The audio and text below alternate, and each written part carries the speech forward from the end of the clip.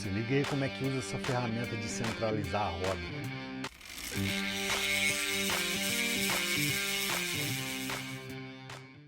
Fala galera do pedal, Kurt Ribeiro aqui da Bike Hub na Nova Zelândia.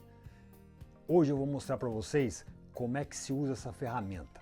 Essa ferramenta aqui, para quem não sabe, é aquela que ela centraliza a roda, ou como é mais conhecida no Brasil, de o guarda-chuva da roda. Então eu vou mostrar para vocês como é que se usa essa ferramenta aqui de uma maneira mais eficiente e mais rápida também. Beleza então? E tem uma dica muito especial no fim desse vídeo a respeito dessa ferramenta. Não são muitos mecânicos que conhecem essa dica.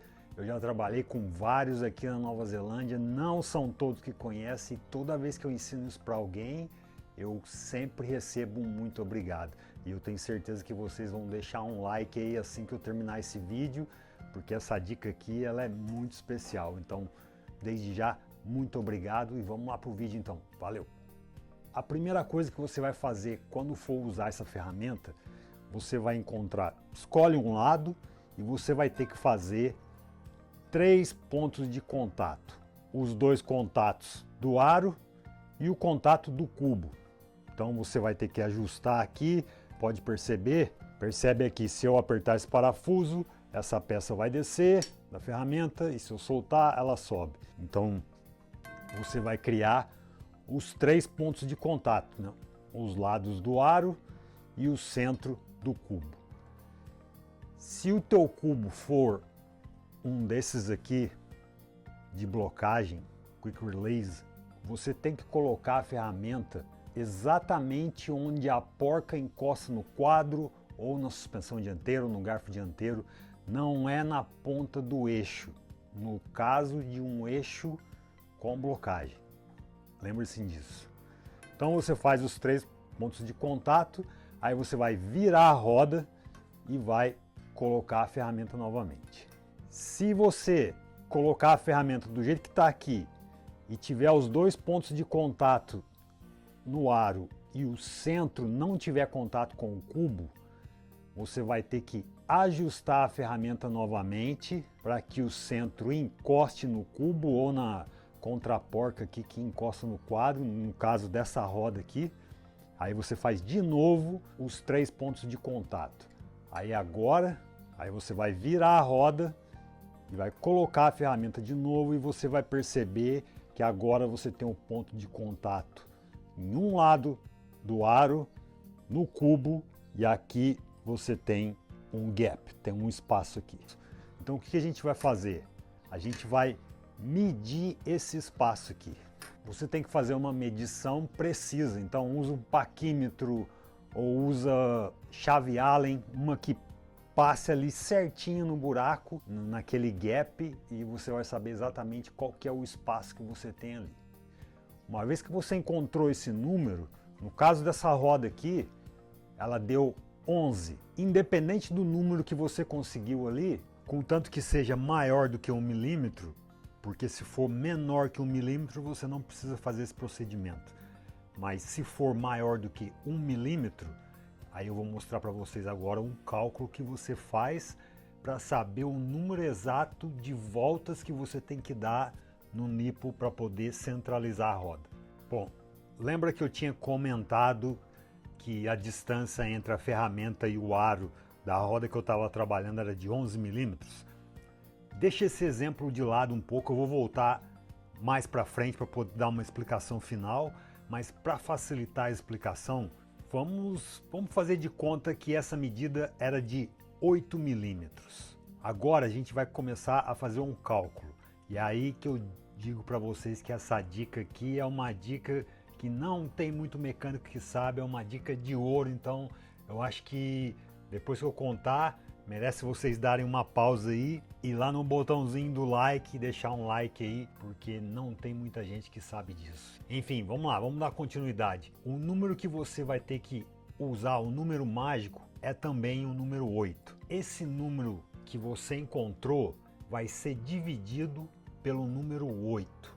Independente do número que você encontra ali entre a ferramenta e o aro, toda vez você vai dividir ele por 8. Para facilitar, eu estou imaginando que é 8 também, então 8 dividido por 8 dá 1. Agora eu vou ter que explicar o que é esse 1. Esse 1 significa uma volta inteira do nipple, que também pode ser metade de uma volta soltando um lado, metade de outra volta apertando do outro lado, ou pode ser uma volta inteira soltando os aros do lado oposto, desculpa, os raios do lado oposto. Lembrando, galera, toda vez que você colocar a ferramenta, fez aqueles dois contatos do cubo e do aro, o lado que tem o gap, essa distância, é o lado dos raios que você geralmente vai apertar. Mas eu vou explicar agora quais são as exceções. Bom, cada número inteiro 1, por exemplo, 8 dividido por 8 deu 1. Esse 1 vai ser uma volta com certeza. Se esse gap fosse, digamos, 4 milímetros, se você dividir 4 por 8, vai dar 0,5. Então seriam meia volta apertando os raios. Então, se o número fosse 2, aí você divide 2 por 8, seriam 0,25. Ou seja, um quarto de volta apertando os raios, ou soltando, depende do que eu vou explicar daqui a pouco. E a última opção, digamos que seriam 6 milímetros de gap. Aí 6 dividido por 8 é 0,75. Seriam 3 quartos de volta que você teria que dar nos nipples. Eu vou fazer essa conta com um número um pouco mais complicado mais para frente, mas para que a gente continue no raciocínio aqui, agora você sabe o que o resultado de cada cálculo que você faz, aquilo que você tem que fazer com os raios. Tranquilo? Se não entendeu, dá uma voltadinha para poder entender isso. Então, se for 1, seria uma volta inteira. Se for 0,5, seria meia volta. 0,25, um quarto de volta. 0,75, 3 quartos de volta. Bem claro, né? Quando você faz esse cálculo com um número diferente, você vai tentar arredondar, você vai ter que arredondar esse número para o quarto mais parecido. Então, voltando para aquele exemplo que eu disse de 11 milímetros de gap, se você dividir 11 por 8, vai dar 1,375.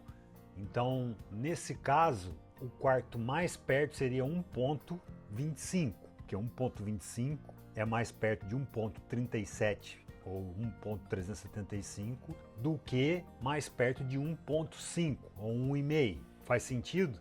Então você arredonda, nesse caso, para baixo. Aí seria uma volta inteira e mais um quarto, 1,25 ou 1,250. Faz sentido? Então essa é a maneira que você calcula quantas voltas você tem que dar nos nipples para poder acertar a roda. Agora eu vou explicar para vocês como é que você vai saber quais são os nipples que você tem que apertar ou soltar, ou os dois, um pouco de cada lado. Vamos lá então. O lado que tem o gap, você vai marcar esse lado. Nesse caso aqui é o lado do disco, então você pode dizer o lado do disco ou então o lado esquerdo da bike. Geralmente a pinça de freio fica do lado esquerdo, correto? Então você sabe que você tem que trazer o aro para cá. A primeira coisa que você vai fazer, como eu expliquei, existe uma aula que eu estou colocando um card aqui, da qual eu explico um pouco mais sobre tensão de raios, que é quando eu estou explicando como se usa a ferramenta de medição de tensão. Se você assistir aquele vídeo, você vai saber que uma roda dianteira do lado do disco, ela sempre vai ter, ela é a que vai ditar a tensão da roda. Então, geralmente, a tensão ideal de uma roda é qualquer coisa entre 80 a 120 kg força, vai tudo depender da roda. Para que você consiga executar esse trabalho da maneira mais correta, é necessário que você saiba qual é a tensão que foi recomendada para a roda que você está trabalhando. É fundamental que você saiba qual que é a tensão aplicada para que você possa entender o número de voltas necessárias, tanto de um lado como do outro, para que chegue na tensão recomendada. E no caso desse vídeo aqui, eu vou estar usando uma roda com uma tensão que varia entre 80 a 120, só para dar uma ideia melhor para vocês, para que vocês saibam o quanto de voltas que tem que ser dado, tanto do lado que vai ter o gap, Dependendo da tensão da roda, você talvez tenha que soltar do outro lado ou um pouco de cada, como eu disse anteriormente, mas só para deixar um pouco mais claro aí essa parte de quanto é importante você saber a tensão que tem que ser aplicada na roda que você está trabalhando, beleza? O que você vai ter que fazer aqui? O lado do disco, você vai medir a tensão de 10 raios consecutivos do lado do disco, nesse caso aqui, para a gente saber qual que é a tensão da roda. Então, digamos que a tensão do lado do disco está inferior a 80 kg força. Então, o que a gente vai fazer? Para trazer essa roda para o lado direito, a gente vai apertar os raios do lado direito uma volta inteira e 1/4. Eu aconselho vocês a fazerem meia volta primeiro, depois você faz mais meia volta, aí você faz mais 1/4 de volta. Não pega um raio e aperta ele inteiro, uma volta inteira e 1/4, porque vai dar pode dar uma desbalanceada na roda, então vai apertando ele igualmente, né? Usa o buraquinho aqui da válvula, dá uma volta apertando todos os raios do lado direito, meia volta, mais outra volta apertando meia volta e mais outra volta apertando 1/4 de volta. Nesse caso somente, como eu disse, eu tinha 11 milímetros de gap, então é isso que eu tenho que fazer, mas eu não sei exatamente a conta que vai dar a tua roda. Então, esse seria o caso de ter uma tensão menor do que 80 kg força. Se você tiver a tensão aqui do lado do disco, qualquer coisa entre 80 e 120, que seria a tensão ideal para essa roda que a gente está usando como exemplo, então a gente não quer alterar a tensão da roda, mas a gente ainda precisa trazer o aro para cá uma volta e 1/4, certo? Então o que você vai fazer? Você vai soltar a metade dessa tensão, que seja na metade de uma volta e 1/4, que seria meia volta e 1/8. Você vai soltar metade desse lado e vai aumentar ou vai aplicar a tensão meia volta em 1/8 desse lado. Então você vai só mudar a posição do aro sem alterar a tensão, beleza? Somente nessa roda que a gente está usando como exemplo, que a tensão ideal seria qualquer coisa entre 80 e 120 kg força. Então, para não alterar a tensão, a gente só vai centralizar o aro sem alterar a tensão. Se você tiver uma tensão acima de 110, qualquer tensão acima de 110, eu aconselho você a soltar os raios do lado oposto. Bom, galera, só para recapitular aqui então, a primeira coisa que você vai fazer é instalar a ferramenta na roda. Você tem que ter os 3 pontos de contatos, praticamente só relando o centro, e aí você vira a roda e coloca a ferramenta de novo. Você tem que ter um gap em um dos lados da roda. Assim que você encontrou aquela distância, você vai medir ela em uma posição, põe a ferramenta 90 graus, mede aquela posição novamente, soma os dois números, divide por 2, tem que ter um número preciso. Se por um acaso você instalar a ferramenta, fizer os 3 pontos de contato, virar a roda e você tem um gap no centro, você vai ter que reajustar a ferramenta novamente e medir do outro lado essa distância entre a ferramenta e o aro, beleza? Então guarda esse número. Uma vez que você sabe o número exato dessa distância, você vai pegar esse número, independente do número, divide ele por 8. Esse número que você conseguiu, você vai arredondar ele pelo quarto de número mais próximo do resultado. Uma vez que você tem esse número, tem um número de voltas, você vai medir a tensão. No caso, se for uma roda dianteira com disco, você vai medir a tensão do lado do disco, né? Mede 10 raios consecutivos. Se for a roda traseira, você vai medir a tensão do lado do cassete ou da catraca. Se for uma roda dianteira que não tem freio a disco, aí você vai medir os 10 raios do lado que tem o espaço quando você usou a ferramenta, só para ter uma certeza ali o que você pode fazer, soltar ou aumentar a tensão. Se você tiver qualquer número abaixo de 80 kg força, você vai apertar todos os raios daquele lado, um número de voltas que você, de acordo com o cálculo que você conseguiu. Se você tiver qualquer coisa entre 80 e 120, você vai fazer uma divisão de tensão. No caso, se fosse uma volta inteira, você soltaria meia volta do lado oposto, né, onde está o gap, e apertaria meia volta do lado que tem o gap. Se caso for algum número acima de 120 kgfs, aí você vai só soltar os raios do lado oposto de onde você tinha o gap, beleza?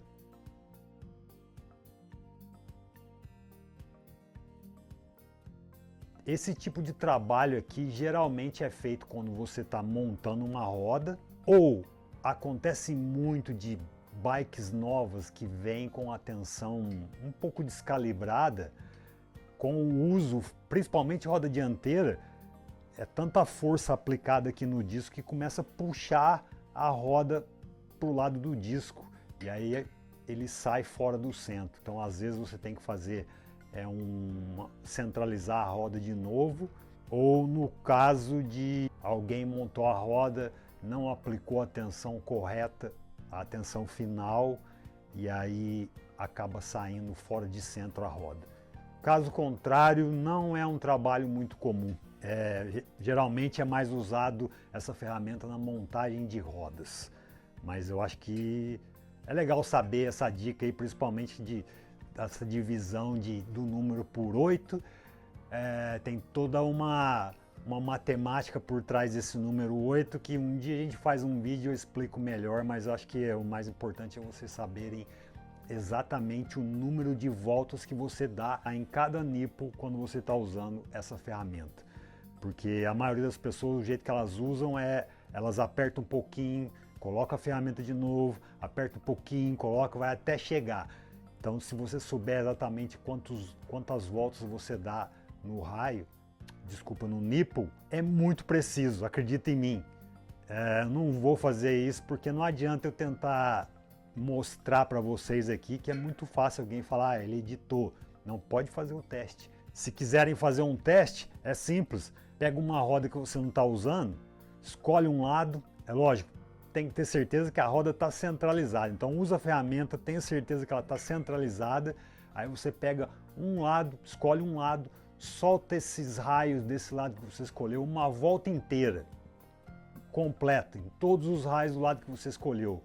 Eu te garanto que esse espaço que vai sobrar entre a ferramenta e o raio, assim que você ajustar a ferramenta, vai ser de 8 milímetros.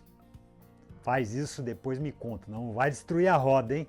Só para finalizar aqui a última dica, não sei se vocês já perceberam quando se faz um alinhamento em uma roda, assim que você começa a andar, ele faz uns barulhos de raio solto ou assentando, dá um estalo nos raios. Cada estalo desse pode fazer com que o raio saia do alinhamento que você acabou de fazer. Então tem como você fazer um pré-assentamento dos raios e nipples no aro e no cubo, para evitar esses barulhos e para que evite também que o aro saia do alinhamento que você fez. Então é muito importante que você use essa técnica que eu vou mostrar aqui agora. Tem gente que faz dessa maneira, coloca no chão, com o cubo apoiado no chão ou num pedaço de madeira, e a pessoa vai pressionando ao redor do aro até que os barulhos parem. Aí você vira o aro, faz do outro lado.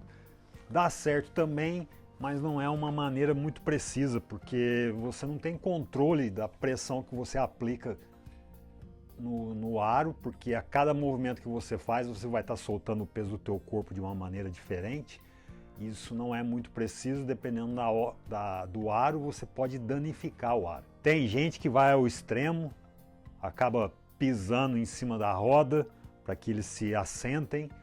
A roda é forte o suficiente para aguentar, mas não são todas as rodas que têm esse tipo de tolerância. Então a maneira ideal de você fazer isso é coloca praticamente sobre a sua coxa, né? Você contrai o abdômen, segura ele aqui a roda no teu colo, com o cotovelo você aperta o aro para baixo e com as mãos você puxa o aro para cima e você vai virando a roda, digamos, no teu colo, até que os barulhos parem, aí você vira a roda, faz o mesmo procedimento do outro lado. Essa é a maneira que você tem um controle maior da força que você está aplicando e você vai fazer um assentamento dos raios com um pouco mais de precisão.